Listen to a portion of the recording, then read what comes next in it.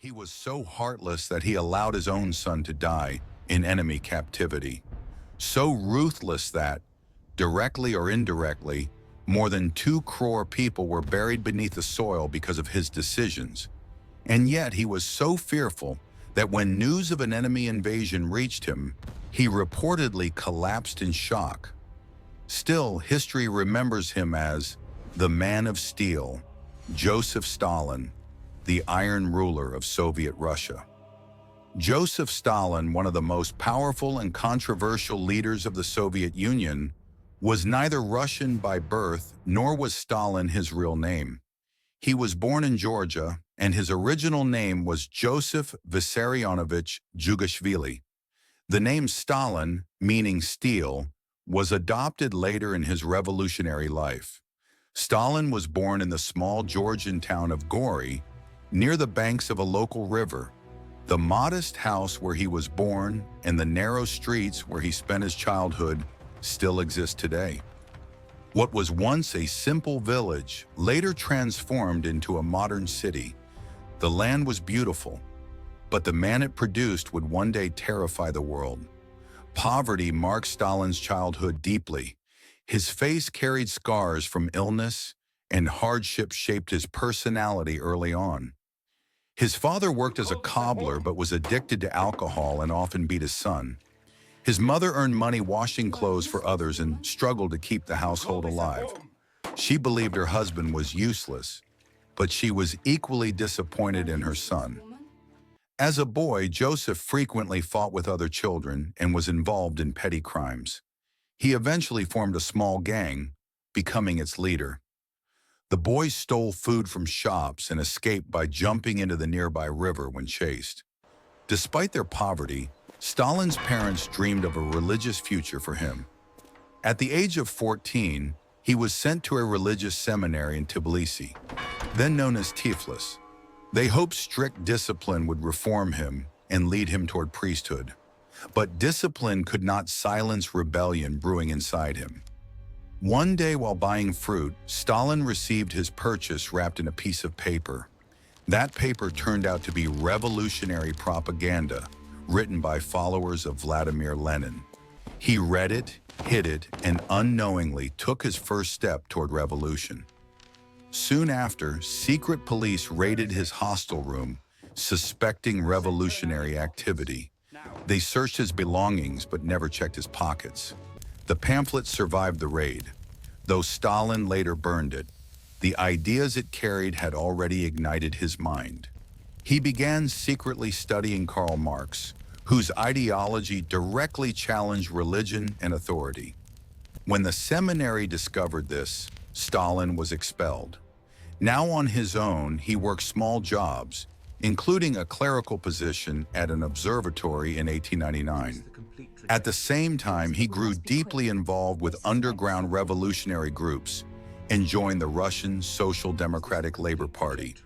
His loyalty soon shifted to its most radical wing, the Bolsheviks, led by Lenin. Stalin thrived in secrecy, violence, and rebellion. He helped publish underground newspapers and organized factory strikes, gaining recognition among revolutionaries. By 1903, he officially became a Bolshevik and caught Lenin's attention. But Stalin's role was not ideological alone. He was assigned to raise funds through armed robberies. Banks were looted, and the money financed the revolution. This earned him the nickname Koba, inspired by a Georgian folk hero who robbed the rich to help the poor.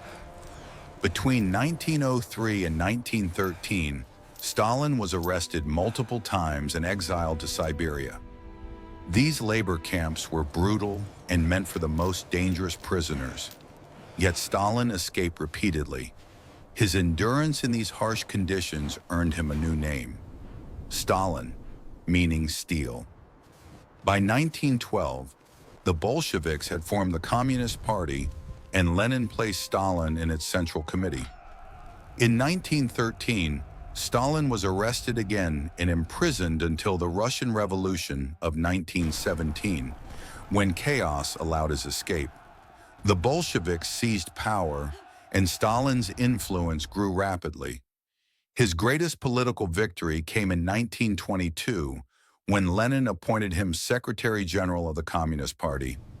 Soon after, Lenin suffered a severe stroke. Before his death, Lenin warned the party about Stalin's brutal nature and recommended his removal. That warning was suppressed. After Lenin's death, Stalin faced only one serious rival, Leon Trotsky. Stalin methodically isolated him, expelled him from the party, forced him into exile, and eventually Trotsky was assassinated in 1940. With absolute power secured, Stalin unleashed terror. He ordered the forced collectivization of farmland. Farmers were stripped of land and livestock, and nearly all agricultural production was seized by the state. Resistance was met with executions, deportations, and labor camps known as gulags. Millions starved during the famine of the early 1930s. Entire villages vanished. Over 60 lakh people died of hunger alone. Then came the Great Purge. Party leaders, army generals, intellectuals, and ordinary citizens were accused of treason. Millions were imprisoned. Over 1 crore people never returned alive. Entire ethnic populations were deported, including the people of Chechnya and Ingushetia, many of whom died during exile. Despite controlling the media and silencing all opposition, Stalin ruled through fear. Globally, another dictator was rising, Adolf Hitler. Initially, Stalin cooperated with Nazi Germany, supplying resources and signing non-aggression pacts. But on June 22, 1941, Germany launched a surprise invasion of the Soviet Union. The shock reportedly shattered Stalin emotionally. Eventually, he recovered and rallied the nation. The Soviet people fought with unmatched sacrifice. Over 22 million Soviet citizens died during the war. Stalin's own son, Yakov, was captured by German forces. When offered a prisoner exchange, Stalin refused. Yakov later died in captivity. The turning point came at Stalingrad, where German forces suffered a devastating defeat. From there, Soviet troops advanced relentlessly, capturing Berlin in 1945. Hitler committed suicide. The Soviet Union emerged as a global superpower. After the war, Stalin expanded Soviet influence across Eastern Europe, supported communist movements worldwide, and accelerated nuclear development. On March 5, 1953, Joseph Stalin died after suffering a massive brain hemorrhage. His death was announced later. The nation mourned for days. His funeral brought the entire country to a standstill. Years later, his body was removed from Lenin's tomb and buried elsewhere. He ruled through fear, caused unimaginable suffering. Yet even today, many still consider him a national hero. So the question remains, was Joseph Stalin a savior or one of history's darkest villains? The answer is yours.